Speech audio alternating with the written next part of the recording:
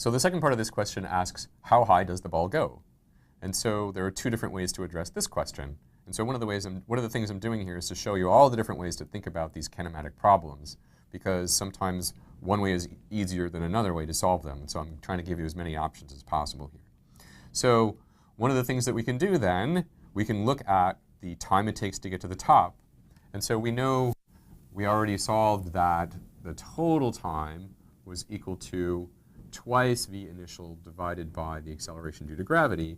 So it's clear that the time it takes to go halfway is just this divided by 2, which is v initial over g. So if I want to find out how high I go during that time, I want to use the distance equation, which tells me the position of the ball as a function of time. And so I would write that my final y position is equal to my initial y position plus my initial speed times time minus 1/2 g times the time squared. And if we've gone all the way to the top of the motion, then I'm going to put t1/2 in here for the times. I can do that and I can compute my final position. So we're going to start with the initial position being 0, because I'm starting at the ground. I know what my initial speed is. I know what the acceleration due to gravity is. And so if I want to compute the final position, all I need to do is to insert this time. So let's do that.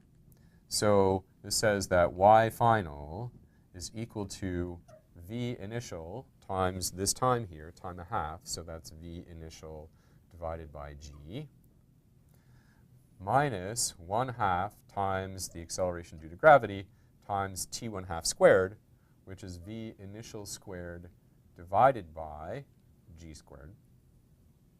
And so you can see that this equation is going to simplify a little bit because both of these terms are going to be the same. So if I rewrite that over here, I have y final is equal to v initial squared divided by g minus 1/2 times the same factor, v initial squared divided by g, since this g here cancels one of the g's in the denominator. So this gives me 1/2 v initial squared divided by g. And so that tells me for any projectile that's launched from a height y equals 0, how high it's going to go if I know what its initial vertical speed is. So if I plug in numbers for that, this gives me 20.4 meters. So that is the final height of the projectile. There's another way to do this, which involves using the kinematic equation that has no time in it. And so we could also write that v final squared is equal to v initial squared. Since I have gravity working downwards, I would write this as 2g times delta y. So we've used this before in our projectile problems.